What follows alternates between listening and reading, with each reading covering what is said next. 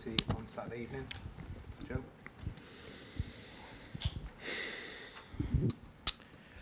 Hi Pep. After this season, there's obviously going to be Euro 2020, and I understand that's not your job, but your players will care. And I was just wondering with John Stones, do you have sympathy if he is worried that if he doesn't play for City, he might not be picked for England, or are you quite ruthless and you think it's not my problem? No, of course, it's my problem. I'm a human being. I try to have humanity, and I suffer when they suffer. And what I want is he goes to the national team, because my opinion about him it's the same with his good points and the points has to improve, because he's simple, he's young central defender. So, but of course I but in the same time I had to take the decisions to be honest with me. And I know it's not easy for him, and I selected Eric because it's simple as that. He played really well the games he played, really well. Against Sheffield United and teams like in moments tough for the Christmas times, and he will always be there. And since then didn't play much. And I want to be involved with that. It's not about any particular reason I don't want it. Of course I want, but not just John, and all the players can be selected for the national team for the Euro. But of course we think about every day, take a decisions for tomorrow, for the day that today, not for, for the future. And they have to play, here, and as best as possible is the best way to after that go to the national team. He has a chance to play more in the next 3 or 4 months, John Stones? Of course, everyone. After I'm going to decide, I'm going to choose, but of course. Hi Pep, you said last Friday that Liverpool would win the league with a points total in, I think it was Timbuktu, Australia, or anywhere. The fact that the Premier League is supposed to be the toughest league in the world, is it unhealthy that Liverpool are winning it by 22 points? And should other Premier League managers as well as yourself be embarrassed by the fact that they're winning it by 22 points? It's what it is.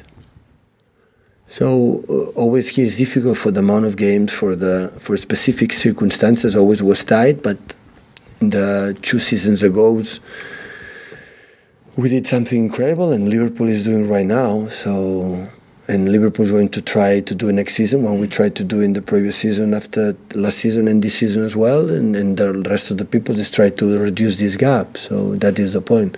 The desire when I want the big chairmans or the Premier League events or the board for the TVs or whatever, it depends on the teams, the manager, especially the players, how it's going on. So it's not ever dictated. That is true, I think so. Before it was so equal, and for the last years, the tendency changed a little bit. It was the teams like dominate clearly the competition in one season.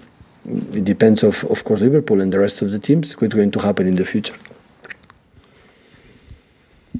Pep's debates from the people.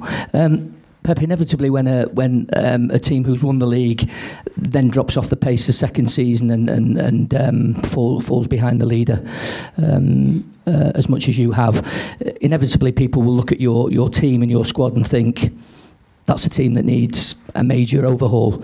Do you look at it that way? Do you think you need 3, 4, 5 new players in the summer? I don't know. I have an idea, but not even contact from anyone, and in terms of that, because I'm not, during the season, I'm not too much ready to think about that. Of course, you have to do something, because David is leaving, and in some position I'm going to do it, but I don't know how much, because the market is always difficult to know it, and like he said, still there are 2 months and 3 months, and 2 months, 3 months can change a lot of things. Always I put example from Beanie, that Beanie during the season, unfortunately for all of us, him don't play much for the injuries, and always the last 2 months or 2 months and a half was always the best central defender in the world.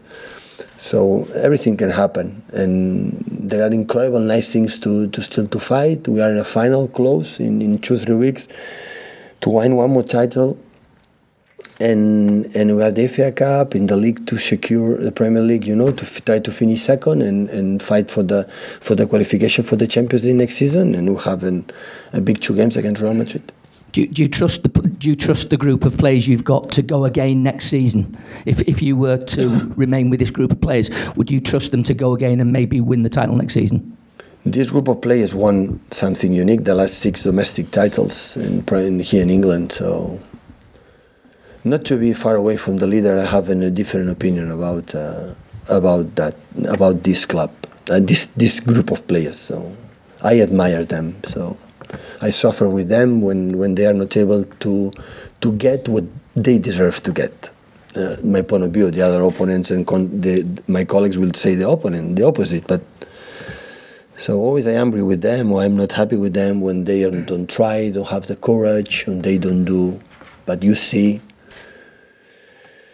the performance. That is what I like to watch. Always it's more than decent, more than well, more than brave, more than okay. We're going to try. It doesn't matter what happened in confidence, and I'm proud. I'm proud. I like what they do. So it's not enough. We have to think about it. What means. And part for the incredible level for our opponent, but on part, of course, we drop points where we should not be dropped, and that's why we are in the position that we are, second in the Premier League. Hi, Pep. Just carrying on from that slightly, every player that's joined City over the last 4 years, when he's asked what the attraction has been, has said to work with you. Even players that haven't been into the club have said that they would like to work with Pep Guardiola. The fact that you will go into next season with only 1 year left on your contract, do you think that could be a complication in terms of bringing players to the club, that they would want to know what your situation is first? I don't know, but this is not the only reason they come here. It is a big reason. But I would say we contact with the other players didn't come, and I was here. Not all the players that we were trying to bring him here, they are settled, or they are sitting close to us. So I think the club is big enough, it's good enough to be attractive for the players. They want to play in this way we want to play, because the players watch the TV or when we play against them and said, okay, I would like to go for the economic offer, they wanted to do it, because I think come to Manchester City is not a bad solution for the players. But I think honestly it's not the only reason why. The reason why I'm here, so the club is stable and the club moved forward, or was really good before I came here. So with Mancini won the title, with titles with Manuel, and the football they play in that period was good, really good. So I think I'm not the reason why, and the club is good enough. But we have to try the players we believe they can help us, to maintain this level we had in the last seasons, not just for the manager is in that position. There has to be other issues, and the club has to be good in the terms to convince the players and the agents. And also, the last couple of weeks, two penalties have been saved at Sheffield United and at Spurs last week, where the goalkeeper was clearly off his line when he made the save. Yeah, but this is in Europe. In Champions League, will be disallowed it. But here in England, there is a new rule. The guys spoke with my team manager and said that they don't care this rule, and the keepers can go forward and they will not be disallowed it. So we're playing with a different like ruling. one hand in one country is in one way, and the other country is another way. So that is the situation right now. But you've been told that they're allowed to come off the line. The people told to the guys, because I'm not in the meetings anymore, so told there that when go there, it doesn't matter. But the penalty, I think, involves always, it was in front, last game was in front, but the referee said in Europe is you have to repeat, here in England, no. Right. Because I just wondered whether you would kind of remind the referee and the assistants before the game that the rule states that the goalkeeper has to be on the line, whether it's you, whether it's a member of your staff, would actually take time to say, look, this is something that maybe you should be keeping an eye on. Yeah, but here say that they can do it, the keepers. So if they can do it. Are you surprised by that? We're playing by different rules? Well, many. No, the rule is for everyone is the same, it's not a problem.